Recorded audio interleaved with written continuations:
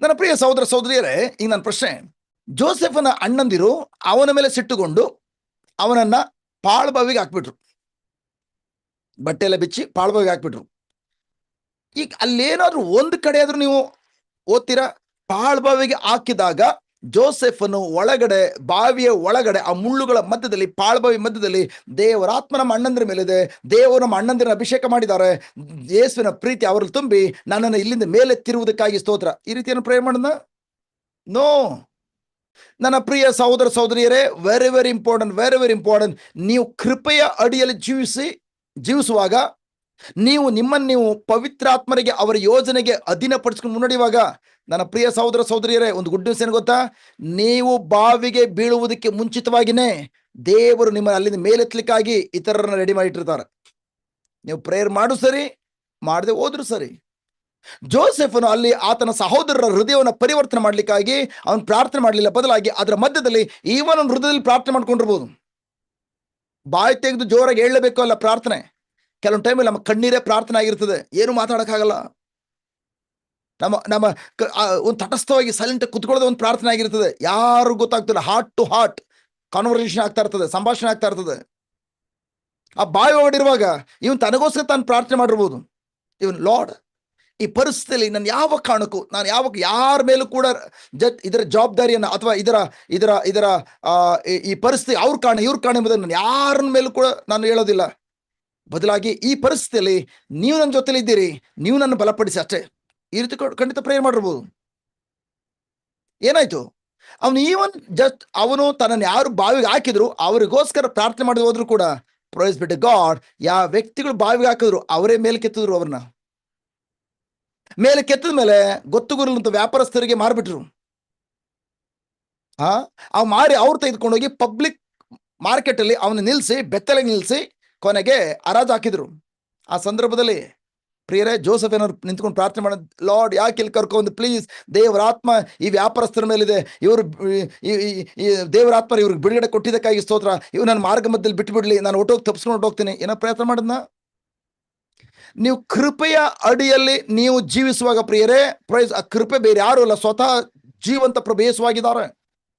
ಅವರ ಅಧೀನದಲ್ಲಿ ಜೀವಿಸ್ತಾದ್ರೆ, ಅವರ ಯೋಜನೆಗಾಗಿ, ಯೋಜನೆ ಅಧೀನದಲ್ಲಿ ಇದ್ದೇನೆ, ಅವರ ಉದ್ದೇಶದ ಅಡಿಯಲ್ಲಿ ಜೀವಿಸ್ತಾ ಇದ್ದಾನೆ, ಪವಿತ್ರಾತ್ಮರಿಗೆ ಪ್ರೇರಣೆಯ ಅಡಿಯಲ್ಲಿ ನಾನು ಜೀವಿಸ್ತೇನೆ ಎಂಬುದಾಗಿ ಒಂದ್ಸಲ ನೀವು ಅರ್ಥಕೊಂಡ್ರೆ, ನನ್ನೊಂದಿಗೆ ದೇವರಿದ್ದಾರೆ. ಅವರು ಬಾವಿಯಲ್ಲಿ ನನ್ನನ್ನು ಹಾಕಿದ್ರು ಕೂಡ ನಾನು ಒಬ್ಬನೇ ಬಾವಿಯಲ್ಲಿ ಇಲ್ಲ, ನನ್ನೊಂದಿಗೆ ದೇವರು ಕೂಡ ನನ್ನ ಜೊತೆಲಿ ಇದ್ದಾರೆ. ಯಾಕೆ? ಅವ್ರು ಯಾವತ್ತೂ ನನ್ನ ಬಿಟ್ಟು ಹೋಗೋದಿಲ್ಲ. ಅವರು ಬಾವಿ ಒಳಗಡೆ ನಮ್ಮನ್ನ ಹಾಕಿದ್ರೆ ಶತ್ರುಗಳು, ದೇವರು ನಾನು ಬಾವಿ ಮೇಲೆ ಇರ್ತಾನೆ, ನೀನು ಹೊರಗಡೆ ಹೊಟ್ಟೋಗು ಅಂತೇಳಿ ನಾನು ಚುಚ್ಚಿಬಿಡ್ತದೆ ಮುಳ್ಳುಗಳು, ನನಗೆ ಪೆಟ್ಟಾಗ್ತದೆ, ನಾನು ಮಾತ್ರ ಹೊರಗಡೆ ಇರ್ತಾನೆ, ನೀನು ಹೊರಗಡೆ ಹೋಗು ಅಂತ ಹೇಳೋದಿಲ್ಲ. ಅವ್ರು ಹೇಳಿದ್ದಾರೆ, ನಾನು ಎಂದಿಗೂ ನಿನ್ನನ್ನು ಕೈ ಬಿಡೋದಿಲ್ಲ, ತೊರೆದು ಬಿಡೋದಿಲ್ಲ. ನೀನು ಬಾವಿ ಬಿದ್ದರೆ ನಾನು ಕೂಡ ಬಾವಿ ಬೀಳ್ತೇನೆ. Wow, hallelujah. ಅದಕ್ಕಾಗಿ ಪ್ರಿಯರೇ, ನಿಮ್ಗೆ ಯಾರು ನಿಮ್ಮನ್ನ ಬಾವಿಗೆ ಹಾಕ್ತಾರೋ ಅವ್ರ ಕಡೆ ಗಮನ ಕೊಡಬೇಡಿ.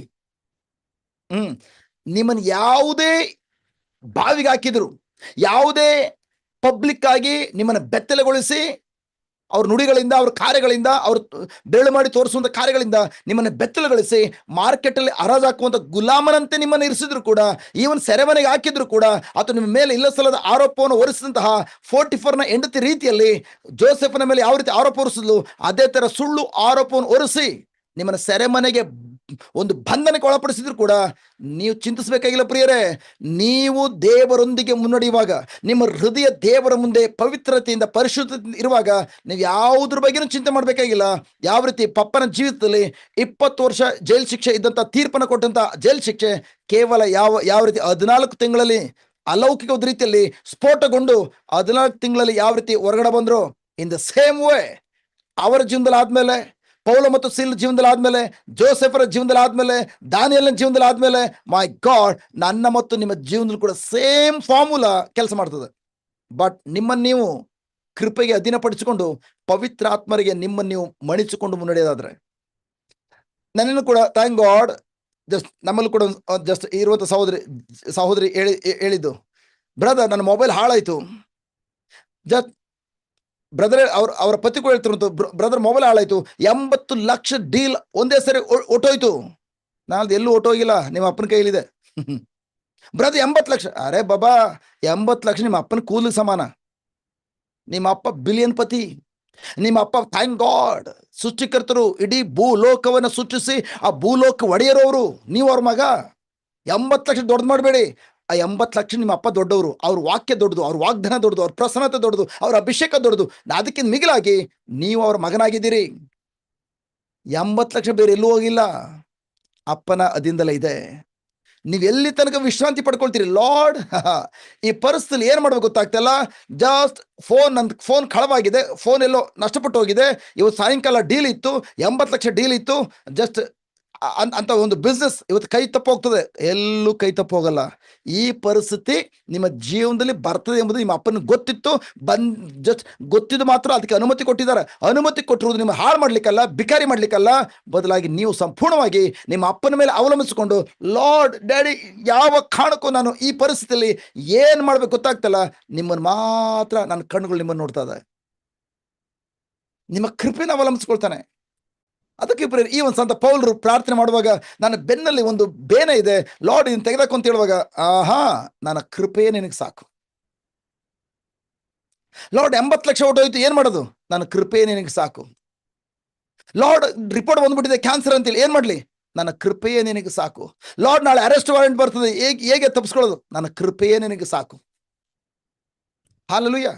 ಅದಕ್ಕೋಸ್ಕರ ಪ್ರಿಯರೇ, ದೇವರ ರಾಜ್ಯದಲ್ಲಿ ವಿಶೇಷವಾಗಿ ಪ್ರಿಯರೇ, ದೇವರ ಮಕ್ಕಳು ತಮ್ಮ ಜೀವನದಲ್ಲಿ ನಾನು ನಾನು ಮೇಲ್ಮಟ್ಟ ಬರಬೇಕು, ನಾನು ನನ್ನದು, ಈ ಎಷ್ಟರ ಮಟ್ಟಿಗೆ ಆತುರ ಪಡ್ತೀರಿ?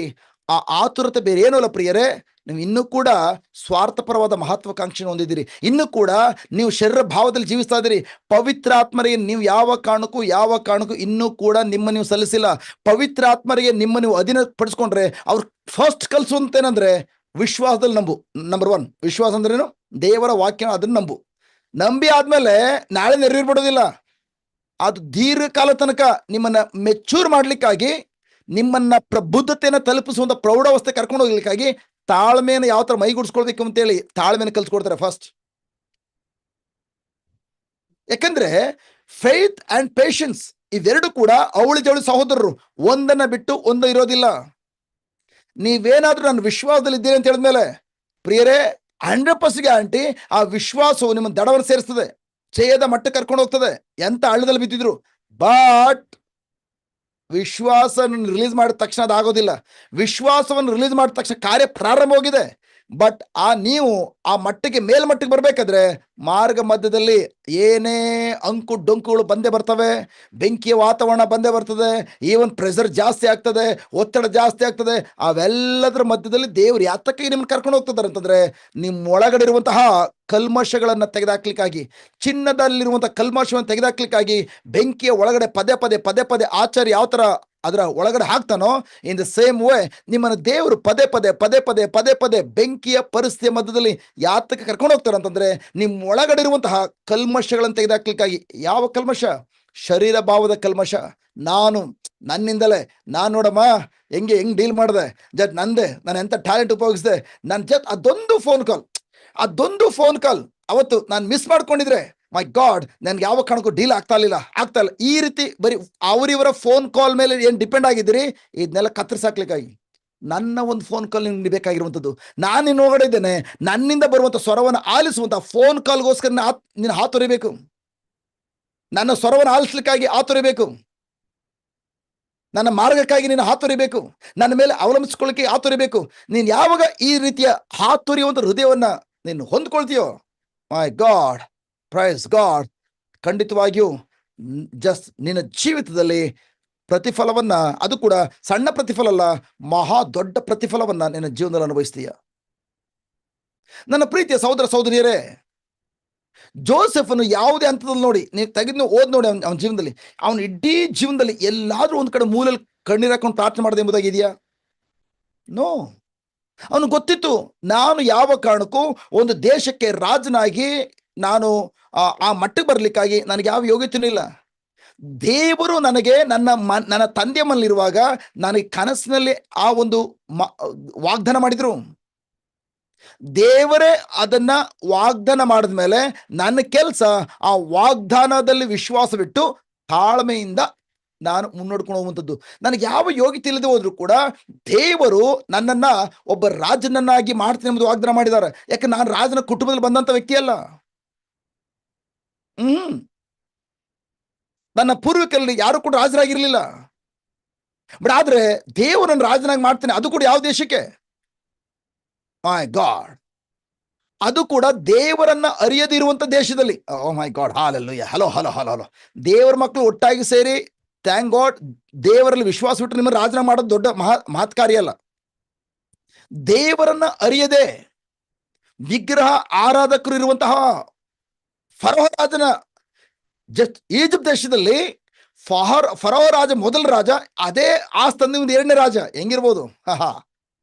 ಹಲೋ, ಅದಾಗಿದ್ದು ಗಾಡ್ಸ್ ಗ್ರೇಸ್. ಅದಕ್ಕೆ ದೇವ, ನೀವು ನಿಮ್ಮ ಕೃಪೆಯಿಂದ ನಾನು ರಾಜರಾಗಿ ಮಾಡ್ತೀನಿ ಎಂಬುದಾಗಿ ಹೇಳಿದ್ದೀರಿ. ನನ್ನ ಕೆಲಸ ಏನಂದ್ರೆ ರೆಸ್ಟ್ ಅಲ್ಲಿ ಹೋಗುವಂಥದ್ದು. ಈವನ್ ಯಾರೇ ಬಾವಿ ತಳ್ಳಿ ರೆಸ್ಟ್, ನಾನು ರೆಸ್ಟ್ ಅಲ್ಲಿ ಇರ್ತೇನೆ. ನೀನು ಸಮಸ್ಯೆನ ಅರೆಸ್ಟ್ ಮಾಡುವಂತ ಸ್ಥಾನದಲ್ಲಿ ನೀವಿದ್ದೀರಿ ಡ್ಯಾಡಿ. ನನ್ನ ಕರ್ಕೊಂಡೋಗಿ ಬೆತ್ತಲೆಗೊಳಿಸಿ ಮಾರ್ಕೆಟಲ್ಲಿ ಒಂದು ಪ್ರಾಣಿಯನ್ನ ಮಾರುವ ರೀತಿಯಲ್ಲಿ, ಹರಾಜಾಕುವ ರೀತಿಯಲ್ಲಿ ನನ್ನ ಹರಾಜಾಕ್ಸಿ ಕೊನೆಗೆ 44 ಮನೆಯಲ್ಲಿ ಟಾಯ್ಲೆಟ್ ಕ್ಲೀನ್ ಮಾಡೋ ವ್ಯಕ್ತಿಯಾಗಿಟ್ರಿ. ಅಲ್ಲೂ ಕೂಡ ನಾನು ರೆಸ್ಟ್ ಅಲ್ಲಿ ಇದ್ದೇನೆ. ನಿಮ್ ಕೆಲಸ ನಾನು ವಿರುದ್ಧ ಬರೋ ಪರಿಸ್ಥಿತಿನ ಅರೆಸ್ಟ್ ಮಾಡುವಂಥದ್ದು. ಈವನ್ ಜಸ್ಟ್ ನನ್ನ ಮೇಲೆ ಅಪವಾದನ ಹೊರಿಸಿ ಜಸ್ಟ್ ಈವನ್ 44 ಹೆಂಡತಿ ಸೆರೆಮನೆಗೆ ಹಾಕ್ಸಿದ್ಲು, ಅಲ್ಲೂ ಕೂಡ ರೆಸ್ಟ್ ಅಲ್ಲಿ ಇದ್ದೇನೆ. ನಿಮ್ ಕೆಲಸ, ಥ್ಯಾಂಕ್ ಗಾಡ್, ವಿರೋಧ ಬರುವಂತ ಪರಿಸ್ಥಿತಿ ಅರೆಸ್ಟ್ ಮಾಡಿ ನಿಮ್ಮ ಯೋಜನೆಯನ್ನ ಪರಿಪೂರ್ಣಗೊಳಿಸುವ ನಿಟ್ಟಿನಲ್ಲಿ ನಾನು ಸೆರೆಮನೆಯಲ್ಲಿರುವಾಗ ನೀವು ಅರಮನೆಯಲ್ಲಿ ಆಲೋಚನೆ ಮಾಡ್ತೀರಿ. ನನ್ನ ಕೆಲಸ ಏನಂತಂದ್ರೆ ಬಾವಿಯಲ್ಲಿದ್ದೇನಾ, ನನ್ನ ಕೆಲಸ ನನ್ನ ಅರಮನೆ ಬಗ್ಗೆ ಆಲೋಚನೆ ಮಾಡೋದಲ್ಲ. ಅನೇಕರು ಇದೇ ತಪ್ಪು ಮಾಡೋದು. ನೀವು ಎಷ್ಟು ಮಟ್ಟಿಗೆ ಅರಮನೆ ಅರಮನೆ ಅರಮನೆ ಎಂಬುದಾಗಿ ಆಲೋಚನೆ ಮಾಡ್ತೀರಿ, ನೆರವೇರದೆ ಇದ್ದಾಗ ನೀವು ಅಡ್ಡದಾರಿ ಹಿಡಿತೀರಿ. ಆರಂಭದಲ್ಲಿ ಆತ್ಮಿಕವಾಗಿ ವಿಶ್ವಾಸದಲ್ಲಿ ನೀವು ಆರಂಭಿಸಿದ್ರು ಕೂಡ ನಿಮ್ಮ ಗಮನ ಗುರಿಯ ಕಡೆ ಇದ್ರೆ ಪ್ರಿಯರೇ, ಆ ಗುರಿ ತಲುಪಲಿಕ್ಕಾಗಿ ಆದಷ್ಟು ಬೇಗ ಶಾರ್ಟ್ ಕಟ್ ಉಪಯೋಗಿಸ್ತೀರಿ. ಇವತ್ತು ಯಾಕೆ ಪ್ರಿಯರೇ, ಜೊತೆಲಿದ್ದಂಥ ವ್ಯಕ್ತಿಗಳು ಅಥವಾ ಒಂದು ಚರ್ಚಲಿರೋ ವ್ಯಕ್ತಿಗಳು ಬೇರೆ ಬೇರೆ ಆ ಕಡೆ ಈ ಕಡೆ, ಆ ಸಭೆಯಿಂದ ಈ ಸಭೆ, ಈ ಸಭೆಯಿಂದ ಆ ಸಭೆಗೆ ಜಂಪ್ ಮಾಡ್ತಾರೆ. ಅವರು ಪ್ರಿಯರೇ ದೇವರನ್ನ ಹಿಂಬಾಲಿಸ್ಬೇಕೆಂಬ ಉದ್ದೇಶ ಇಲ್ಲ, ಗುರಿಯ ಕಡೆ. ನಾನು ಇಲ್ಲಿದ್ದೇನೆ, ರೋಗ ಇನ್ನೂ ಗುಣ ಆಗಿಲ್ವಲ್ಲ, ಅದಕ್ಕೆ ಅಲ್ಗೋದ್ರೆ ಒಳ್ಳೇದಾಗ್ಬೋದು, ಇವ್ರಿಗಿಂತ ಅಲ್ಲಿ ಚೆನ್ನಾಗಿದೆ, ನನ್ನ ಸಾಲ ಪರಿಹಾರ ಆಗಿಲ್ಲ, ಎಲ್ಲ ಬರೀ ಅವರ ಆಶೀರ್ವಾದದ ಕಡೆ ಗಮನ ಕೊಟ್ಟಿರೋದ್ರಿಂದ ಎಲ್ಲರೂ ಚಲಾಪಿಲಿ ಆಗ್ತಾ ಇರುವಂಥದ್ದು. ಅವ್ರು ಇನ್ನೂ ಕೂಡ ಎಂತ ಮೂರ್ಖರಾಗಿದ್ದಾರೆ ಅಂತಂದ್ರೆ ಪ್ರಿಯರೇ, ಆಶೀರ್ವಾದ ಆಲ್ರೆಡಿ ಅವ್ರ ಹೊರಗಡೆ ಇದೆ.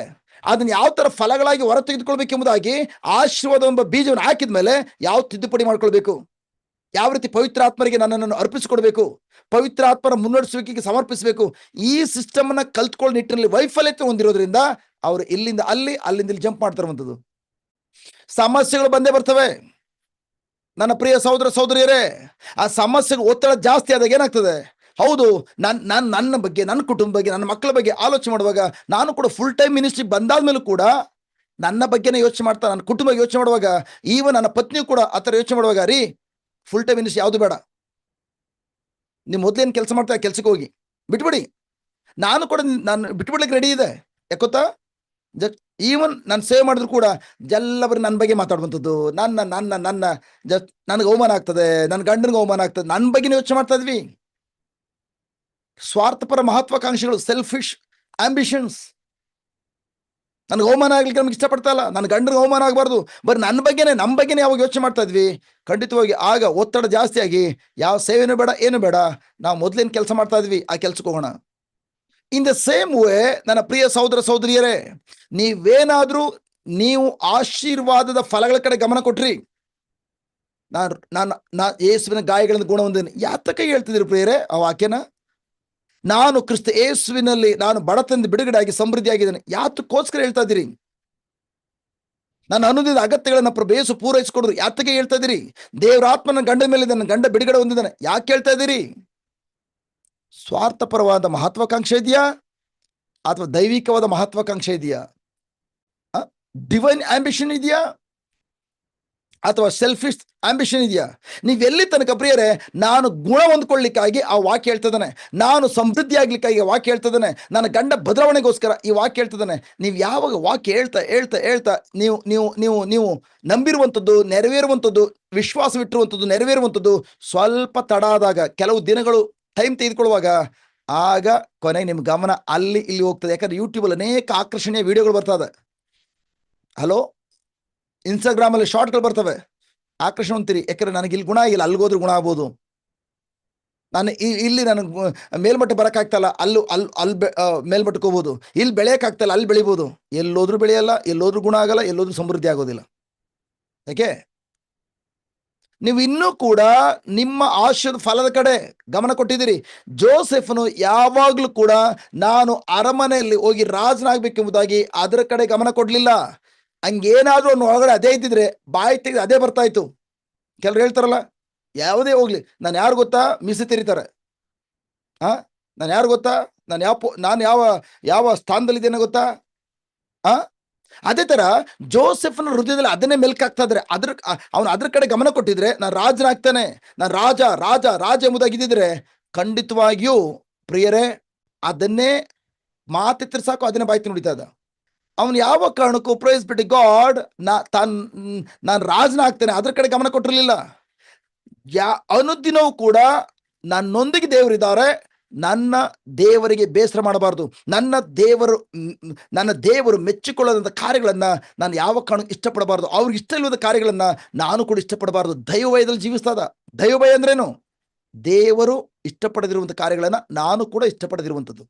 ಅದಕ್ಕಾಗಿ ಅವನು 44ನ ಹೆಂಡತಿ ಕುತ್ತಿಗೆ ಪಟ್ಟಿ ಹಿಡಿದು ಬಾ ನನ್ನ ಜೊತೆಲಿ ಮಲಗು ಬಾ ಎಂಬುದಾಗಿ ಎಳೆಯುವಾಗ ಅವನೇನಂತ ಹೇಳ್ತಾನೆ, ನಾನು ಅಮ್ಮವರೇ, ನನಗಿಂತ ದೊಡ್ಡ ಜವಾಬ್ದಾರಿ ಕೊಟ್ಟಿರುವಂತ ನಿಮ್ಮ ಗಂಡನಿಗೆ, ನಮ್ಮ ಯಜಮಾನರಿಗೆ ನೀವು ನೋಡು ತಾಯಿ ಸಮಾನ, ಅವರು ಒಂದು ತಂದೆ ಸಮಾನ. ಎಲ್ಲ ಲೋಕದಲ್ಲಿ ಡೈಲಾಗ್ ಹೊಡೆಯೋದು. ಈ ಡೈಲಾಗ್ ಎಲ್ಲ ಹೊಡೆಯಲಿಲ್ಲ.